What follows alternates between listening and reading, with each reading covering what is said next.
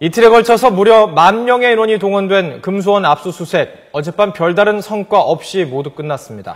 경찰은 혹시나 있을지 모르는 수배자를 검거하기 위해서 금수원 밖에서 검문 검색을 이어가고 있습니다. 경기도 안성 금수원에 YTN 중계차 나가 있습니다. 한동호 기자. 네, 경기도 안성 금수원입니다.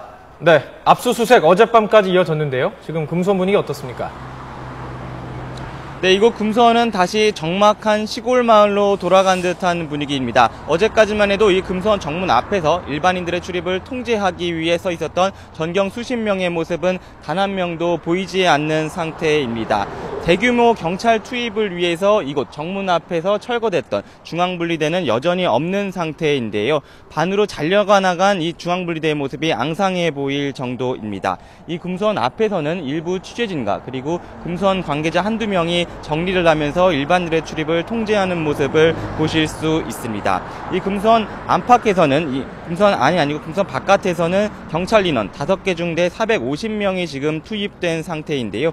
이 외곽에서 검문 검색을 하기 위해서 금수원 정문으로 들어오는 차량의 트렁크를 확인을 하고 그리고 차량에 타 있는 사람의 얼굴을 보면서 한 명 한 명의 수배인자인지 아닌지 여부를 확인하는 모습을 진행하고 있습니다. 네, 수사 상황 정리해보죠. 대규모 압수수색이 사실상 빈손으로 끝났다고 봐야 되겠죠? 네, 그렇습니다. 첫날에는 6명이 체포되기도 했지만 어제만 해도 단 한 명도 체포되지 못했습니다. 특히 유병헌 씨의 장남과 차남 그리고 핵심 조력자들의 행방을 한 명도 찾지 못했다는 게 이 검찰과 경찰 압수수색의 결정적인 단점이었었는데요. 첫날에는 조력자 5명을 체포하고 공무집행 방해 혐의로 1명을 체포했습니다. 이 5명을 체포하는 과정에서 1명이 검찰과 경찰의 수사관의 집행에 방해를 하면서 1명이 추가로 체포된 건데요. 근데 사실상 검찰과 경찰이 수배를 내렸던 인물은 이 중에서 4명에 불과했습니다. 이 중에서도 핵심 조력자는 쏙 빠진 상태입니다. 어제만 해도 체포된 인원은 단 한 명도 없었고요. 금수원 내부에서는 단 한 명도 없었습니다. 첫날에는 경찰과 검찰 6,000명, 둘째 날에는 4,000명의 인원, 그러니까 이틀에 걸쳐서 모두 10,000명이 동원됐던 대규모 압수수색이었는데 사실상 초라하게 끝난 셈입니다. 게다가 검찰은 이 수색이 한창 진행되고 있던 예배를 보는 강당 안에서 낮잠을 자는 모습이 포착되기도 해서 무리를 빚었었고, 경찰 역시 금수원 내부에 있는 폐열차 안에서 낮잠을 자는 모습이 YTN 카메라에 포착되기도 해서 또 역시 무리를 빚기도 했었습니다.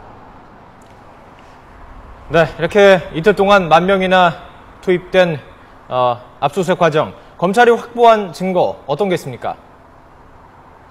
네, 검찰은 아까 첫날, 그러니까 그저께죠. 첫날에는 이 조력자, 유병헌 씨의 도피를 핵심적으로 돕는 조력자 김엄마의 차량을 발견했습니다. 이 김엄마의 차량 안에서 하이패스를 압류하기도 했는데요. 이 하이패스를 추적하게 되면은 유병헌 씨가 어디로 도주했는지, 어디로 도피했는지를 돕을 수 있는 그런 부분에서 검찰 수사를 도울 것으로 보입니다. 하지만 이 차량이 김엄마의 차량이라는 것은 차량 안에 있는 안경집에 단순히 김엄마라는 스티커가 붙어 있었기 때문인데요. 한마디로 이거는 단순한 총국이거나 교란 작전일 가능성도 배제할 수는 없는 상태입니다. 또 첫날에는 유병헌 씨의 장녀 섬나 씨의 차량을 금수원 안에서 압류하기도 했고, 유병헌 씨의 운전기사의 차량이 발견되기도 했습니다. 하지만 차량 안에서는 종교 CD만 발견돼서 별다른 수색에 도움을 주지는 못했습니다. 그리고 첫날에는 유병헌 씨가 사용한 것으로 추정되는 비누와 면봉을 확보하기도 했습니다. 이곳에서 지문을 채취해서 전남 순천 지역에서 발견한 지문과 같은 지문인지를 대조한 작업이 진행되고 있습니다. 하지만 유병헌 씨의 핵심 조력자들의 핵심 증거를 찾지는 못해서 사실상 알맹이 없는 수색이라는 비판이 이어지고 있습니다.